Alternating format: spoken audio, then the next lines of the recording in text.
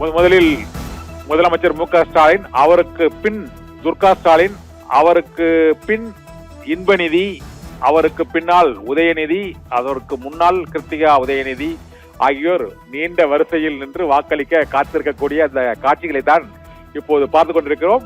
முதலமைச்சர் மு.க.ஸ்டாலின் இப்போது குடும்பத்தினரோடு அவருடைய மகன், மருமகள், பேரன், மனைவியுடன் வாக்களிக்க வரிசையில் நிற்கக்கூடிய அந்த காட்சியை தான் பார்த்து கொண்டிருக்கிறோம்.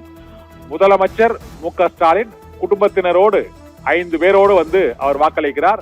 மனைவி, மகன், மருமகள், பேரன் உள்ளிட்டோரோடு இப்போது வாக்களித்துக் கொண்டிருக்கிறார். இப்போது முதலில் முதலமைச்சர் மு.க.ஸ்டாலின் அவருடைய பூத் ஸ்லிப்பை பார்த்து சரிபார்த்து கொண்டிருக்கிறார். அதை அவருக்கு பின்னால் இருக்கக்கூடிய முதலமைச்சரின் மனைவி துர்கா ஸ்டாலினும் அங்கு அந்த நீண்ட வரிசையில் நின்று கொண்டு அவர்கள் வரிசையில் செல்லக்கூடிய அந்த காட்சியையும் அங்கு உள்ள வாக்காளர்கள் உள்ளிட்டவர்களுக்கு அவர்கள் வணக்கம் தெரிவிக்கக்கூடிய அந்த காட்சிகளை தான் பார்த்துக் கொண்டிருக்கிறோம். இப்பொழுது முதலமைச்சரும் திமுக தலைவருமான மு.க.ஸ்டாலின் கையில் பூத் ஸ்லிப் மற்றும் வாக்காளர் அடையாள அட்டையுடன் அவர் வாக்களிக்க சென்று கொண்டிருக்கிறார். அவரை தொடர்ந்து துர்கா ஸ்டாலின் வாக்களிப்பதற்காக பூத் ஸ்லிப்புடன் சென்று கொண்டிருக்கிறார்.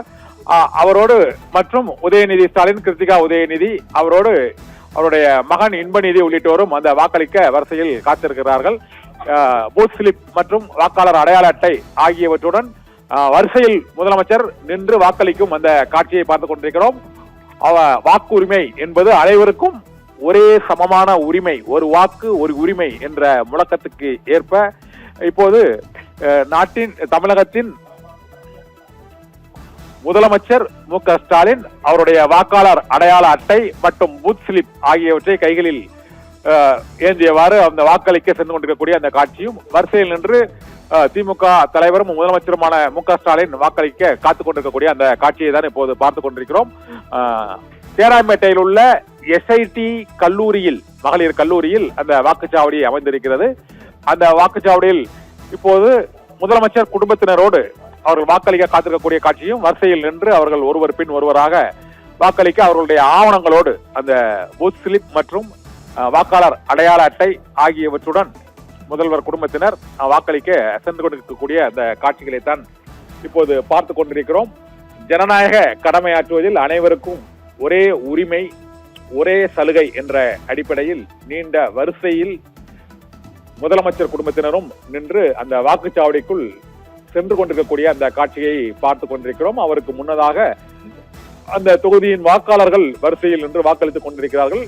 அடுத்தடுத்து முதலமைச்சரோடு அவருடைய குடும்பத்தினர், முதலமைச்சர் துர்கா ஸ்டாலின், இன்பநிதி மற்றும் கிருத்திகா உதயநிதி ஸ்டாலின் ஆகியோர் வாக்களிக்க வரிசையில் நின்று கொண்டிருக்கிறார்கள்.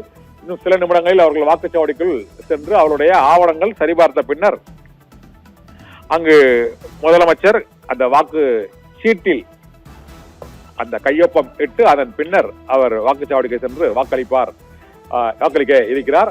முதலமைச்சரோடு மக்களும் பொதுமக்களும் ஏராளமானோர் அங்கு வரிசையில் அந்த நிற்கக்கூடிய அந்த காட்சியை பார்த்துக் கொண்டிருக்கிறோம். தேனாம்பேட்டையில் உள்ள எஸ்ஐடி கல்லூரியில் குடும்பத்தோடு வாக்களிப்பதற்காக முதலமைச்சர் மு.க.ஸ்டாலின் நீண்ட வரிசையில் நின்றிருக்கிறார். இப்பொழுது வாக்குச்சாவடி மையத்தில் அந்த